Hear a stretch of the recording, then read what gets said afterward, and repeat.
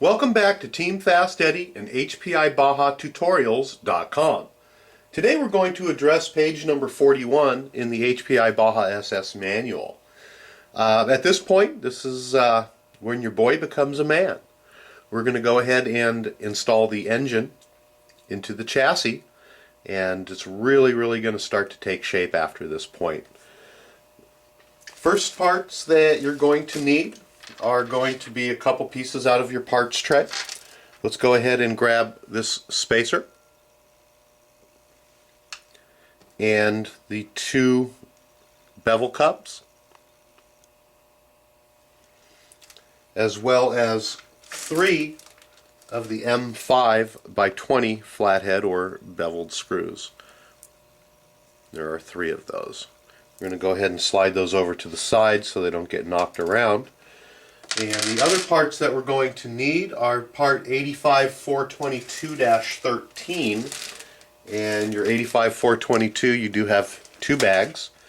And we're after these little fuel line clips that are located in here. See if they've fallen off. They haven't. And those are these little units right here. There's 2 of them, 1 located in each bag. Let's go ahead and install the clips. And how we're going to do this is we're going to hold our fuel lines pretty much straight up. And we're going to come, I would say, probably about 2 finger widths from the tank and install one of the clips. And go ahead and just push the fuel line in. You can squeeze it a little bit and it'll slide inside, and will clip right on just like so. And you're going to want to, as you hold this up, make sure that it is on and pointing in the direction that you see, which is this way. And we'll go ahead and grab our black line and pull it straight up and insert it in also, just like so. And we're going to go ahead and do the same thing, and we're going to do that approximately 3 fingers, or you can go 4 fingers up the line. And again, make sure that they stay in the same position side by side, and go ahead and put the clips on. You want to double check your fuel lines to make sure they're actually all the way inside the clips, and then that they're not being pinched. You also do want to make sure that they are all the same length, and you don't have one in there longer than the other. It should look, pretty similar to this.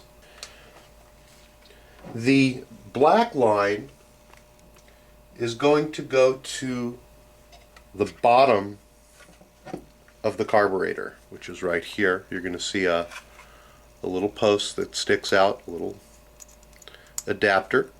Going to go ahead and put the black line into that one, and you're going to go ahead and run the yellow line up and over the air filter and plug it into the connector that is on the top, just like so. So this one comes in from the bottom, the black one. The yellow one comes around up and over the top. Now, to insert the engine into the chassis, you have to watch out for this little bracket, and you have to work that underneath and behind, underneath the top plate and behind the brake discs. So you're going to have to go ahead and put it in and kind of wiggle it around, and then go ahead and make sure that your fuel lines are properly routed underneath. And again, we're going to readjust these in a minute, fine-tune everything once we get them all in. Going to just temporarily grab a screw out of my screw bucket. There's one in there that fits, and just temporarily I'm going to set it in this hole where the bracket lines up with the top plate. And I'm just going to do that temporarily, just to hold things in place while we turn it over and get the bottom screws in. So I'm going to go ahead and tighten this down. We're going to take this screw back out later. It just kind of helps hold things in place for us. And I'm not going to tighten it up all the way. I'm going to go ahead and just put it in, snug it down, and back it off about 1 or 2 turns so it is still a little bit loose.